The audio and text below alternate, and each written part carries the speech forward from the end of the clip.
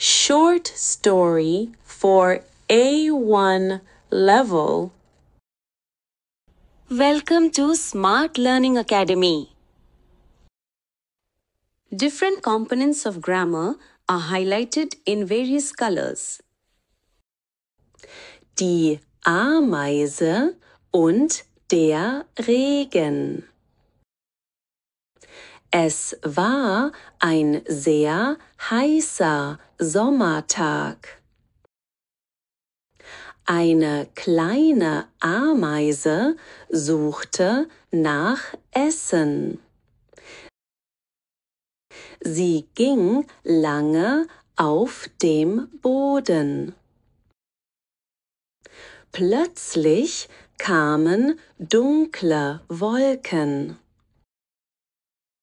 Ein starker Regen begann zu fallen.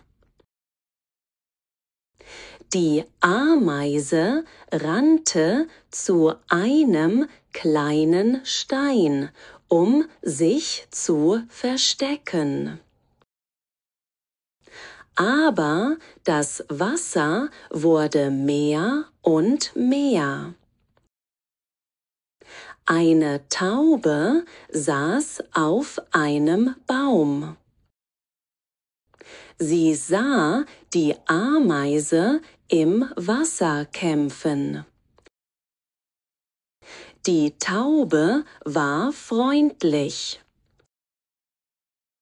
Sie nahm ein Blatt in den Schnabel und warf es ins Wasser. Die Ameise kletterte auf das Blatt und war gerettet.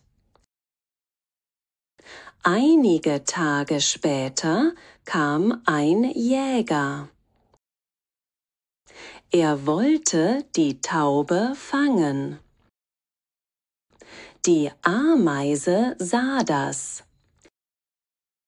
Sie lief schnell zu dem Jäger und biss ihn in den Fuß.